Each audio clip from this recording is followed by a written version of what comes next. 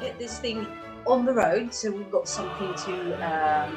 I'll happily just use the first pass here. There's plenty of candy already. But so can you just introduce yourself? Tell us what the show is called, and we'll start from there. So my name is Bára, Halldórsdóttir, and my show is called This Is Not a Show, which is a good name for a show, right? Anyway, it's not a show because it's not a show. It's about what happens when a person that doesn't really have any control over their life anyway, because they're really, really ill, like I am. I have chronic illness. Attempts to put on a show that they have given themselves a lot of extra time to do, and then a whole epidemic comes and ruins, the everything. And that might sound really funny. It's really funny in the beginning, but there are very, very strong points there at the end. And I've nobody that I know has ever told me that they've forgotten this show after seeing it. I'm intrigued. Yes. Listen to this, people. This is a show to watch. Okay, so where will you be performing? Well, actually, I'll just add. I believe it's in the main building where the main show is. Mm-hmm. Some very pretty building in the middle of Gothenburg. Oh yes. Yeah, and because we say Gothenburg, and I'm always trying to remember what you call it. Icelanders always. Göteborg. Göteborg. Wow. Very good pronunciation. Very was good. Was it? Yeah, yes, it was. No, you did well. We learned Danish in school. Göteborg. Okay. Anyway, yes, of course, Danish. Yeah. Yes, there's similar sounds, but we should learn Norwegian because I'm told it's a better key to both languages, but no Danish person ever understands my Danish because they learn, it's like the book Danish kind of thing. So I meet older Danish people and they're like, "Oh, you speak Danish like it's supposed to be spoken." Met two old ladies on a train and they just like, they had heart flutters because me and my friend were talking in old Danish, or well, how it was when we were growing up. Oh yes, it was really nice. And nobody else in Denmark understood me, but those two women were like, I was gold. Well, those were probably the only two proper Danes you bumped into then, I'm guessing. Definitely. I don't only associate with weirdos anyways, that, they don't fit any nationality that well anyway. Amen. I have one normal friend, and it took me years. I was like, how can this person be like my friend? She's so normal. And then I realized she listens to me talk about my life and doesn't think it's, just like talks about, and thinks it's okay. That's what's not normal about her. Every like normal person goes like, yes, well, we yes. Yeah, life is like that, yes. How's the weather? Yes, let's talk about the weather. There's like drops and clouds. Everybody in Iceland. It's a given, if you ever come to Iceland, don't worry, just say like, what do you think about the weather? And you're golden. Everybody talks about the weather for at least 10 minutes with you. Golden. Okay. Well, thank you. I will take it to heart. I've now got a doorway into the Icelandic community. Yeah, because we can't, the other people, not me, tend to be like a bit guarded. We're very nice. We're very helpful, but we're like a tiny bit guarded. So, you need to get over that tiny bit guarded part, which you, of course, didn't have to do because you were here with artists. But the normal, everyday Icelandic people, you have to get over the guarded part. And so, yeah. Amazing. cool. I could talk to you for hours. This is going to be so tricky. Lovely. What is it that you want to say with your piece? Why was it created, and what inspired you? So, like, you've touched the subject a little bit. Was talking about what it's about. It was basically, basically the thing is that I just realized that I could be an artist. I became slightly famous in Iceland a few years before because I recorded some people from the government, MPs, speaking quite lovely about women and disabled people and gay people, and like how, you know, if you do this for me, I'll do that for you, kind of thing. And kind of turned Iceland upside down for a few months and stuff. And which is funny because now I'm running for Congress. I had never seen this coming, but anyway, yeah, I'm doing that while I'm planning to come to you. I'm running for Congress like in September. You know, the elections are in the end of September, but that's because I need to, and that is part of the thing. This art piece that I did was done basically as I need to do art about why I can't do this art piece that I was going to do this summer. I just had like, you know, every deadline passed, everything happened. And I was watching horrible things happening through politics and, you know, disabled people in other countries being not protected and so on, and just politics just going like, let's have some people die over there because we think we might be embarrassed if we say this, something like that. And so my piece is basically about how you know, it came from the need to talk about that, and from the need to not just go like, oh, so I can't make a perfect piece, so I'll just dump it. So what I did instead was I made a very imperfect piece, and I explained it, why it was. Because usually people like me, you make like a million things and then you just, oh, I couldn't finish it, so I throw it away. You know, deadline was yesterday, so I throw it away. And it's a part of being limited, like I am. And usually the weirdest thing is people like I are limited by society, not by our disability. That's the whole thing. So yeah, that's kind of what made this art piece go, that I mean, all the time when I was trying to make the other thing happen, everything I was going to do, I was going to take pictures. My wife all of a sudden got arthritis in her hands, couldn't take the pictures. I was going to take a video of a normal person's life, and you couldn't find one. It happened, and nobody had a normal life. And then, you know, all of these things. But it's a very deep raw insight into how your life it kind of revolves around every little change in the society when this is happening, and how helpless you feel, and I don't know, somehow you may overcome or whatever, but it's not much about the overcoming. It's more about the, like, you know, reality of the situation. Wow, it sounds powerful.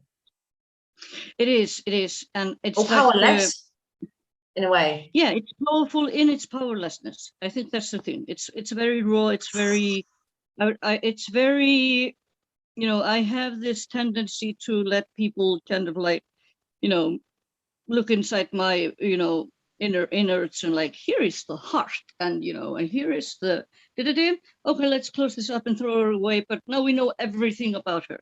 And so my art pieces are very much that. They are very much like insight into a reality that people you can't really understand. You can't understand somebody else's reality like that, but you can enter it for a little bit of a time, And art is a really, really good way to do that. I can like write millions of articles or make millions of speeches, but performance and pictures and installations, which are the things that I've been doing, it's just like when that girl read the poem at Biden's inauguration. You know, we had this whole thing going on, and nobody remembers anything. Great singers, whatever. Everybody remembers that poem, that woman, that girl there reading the poem, because it enters a different side of our head. Just like it enters our brain in a way that we kind of comprehend it deeper. Yes. Yes. I'm taken away by your words. I could sign all of them. Yes, I do agree. So it's empowered powerlessness. Yeah, it's like the Me Too thing was like you're returning the shame. You're going like, no, I don't. You know, this isn't a bad thing. This is reality, and so it might not be something that everybody does. But I am, you know, I have a very, very underdeveloped sense of shame. And having that, I can do this. Oh, I've got an overdeveloped one, but I'm finding the off button, and I am so enjoying pressing it. It's because also people kind of like become very, you know, they become very involved in what you're doing because you are, you know, you're so real with them. You're not, there's no face, there's no nothing. There's just like, you'll have to see me like I am. And that is it's both like cleansing, scary and naked and raw. Yes, I do understand why you there's something very powerful in that. Thank you. I'm also funny in it once in a while, but you know, no mind. Well, I find a lot of humor. Well, a lot of humor comes to the surface in the darkest of places. Yeah, that's how we swim through. Yes, it's how we swim through it. And humor, again, talking about humor, I can become so serious each time. I find it's because it is funny in a weird way, but humor is one of the most powerful tools to make a point, any point. And it's a way to reach through the different layers of you, society, your family, the culture. It's a way to get through all of those different layers. So to be truly, truly serious about something, I do believe you need to be quite humoristic now. Yeah, also, I think, you know, it gives people, it gives them a little bit of a life raft to hold on to while listening to very serious things. Because it's very hard to listen to a very serious thing for a very long time. Although it doesn't start maybe all that serious, but you have to give them a little bit of a, you know, to be able to go through. That's just like when you're on a walk and you take with you a little bit of chocolate and have some bites on the walk. You're diving or you're. Yeah. Thank you. Okay, so what's your favorite part of the performance that you'll be doing at this year's Gothenburg Fringe Festival? There are two favorite parts that I have of this performance: the beginning and the end. The beginning contrasts so incredibly with the end, And they are my favorite parts of the show, the beginning and the end, because that's where I get the furthest away. I get like the most distant from people and the closest to people in those two places, and they just frame the story quite well, and it is very, very, very cool to see people react to, like, there are things there that like they're very unexpected things in this. And if you hear a cute sound, it's just my doggy telling us how funny it was working. Thank you. Oh, I'm intrigued. People, come and see this show. What would be your dream? You've got loads of things going on already, but what would be your dream project in this time?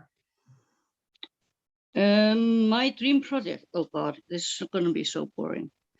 My dream project would be, through the politics that I'm doing, to be able to go and actually change a lot of complicated things that you have to do as a disabled person, so that you just could like easily just like, hey, disability here, okay, assistance here, okay, and now I can do my most, because I'm waiting for, like, I'm coming with no assistance to you, which is like the stupidest thing to do ever. But I do things like that. I just do it, and it's going to be fine. We have an Icelandic saying, "Þetta reddast," which is just like it's going to find it. We're going to find out. But I would like to be part of a world where I would make. I don't know, where the world was made for the people, not for like the money. Just some of the people, because there's so small things that needed to be done for everybody to be able to do something. I could not be the artist that I am right now, except because I became like an insta-famous person. It gave me shortcuts through a lot of things. Like all of a sudden I could say like, hi, my name is Bára Halldórsdóttir and I would like to apply for this thing here in Iceland. And they would be like, oh, yeah, oh, Bára, we know who she is, But as Bára before the thing, I would have like sent in 60,000 applications and just drowned it in everything else. And like sent all of them a little bit too late because I had no assistance, and sent all of them like, it's just, there's a lot of small things that are very easy to correct. And my dream thing would be to just be able to go and say, why aren't we doing this fucking simple thing? Other than that, yeah, I mean, I'd love to be on stage with somebody famous, or like, go to dinner with Stephen Fry or something. But, but yeah, I have being in my position, you get some very boring aspirations. You're like, I would like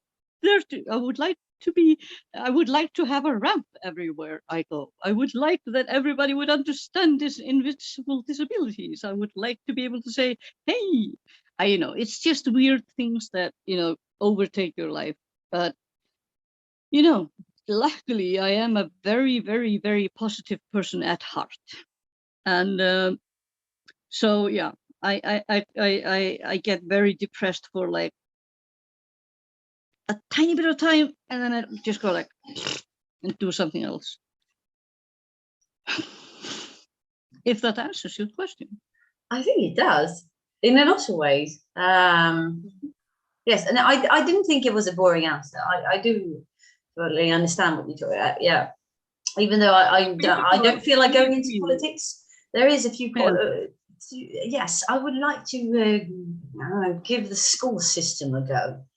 I'm like, and I the last thing I really want to do is go into politics.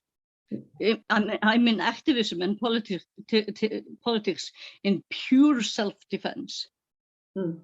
It's the most boring field in the world to be in. I would like to be on the outside and just having an opinion and whatever, but it seems to me that the only way to, you know, have some impact is to actually be a little bit in there. And I'm the only person with my kind of health status that can kind of shortcut their way through a lot of very hard things that you need to do to get to the top of a, you know, to get to, no, not to the top. I'm not at the top. I'm like 9th on the list. But hey, hello. People will listen at least, you know. So I feel duty bound to do that. That is beautiful. That is important as well. I've got the shiver again. Thank you.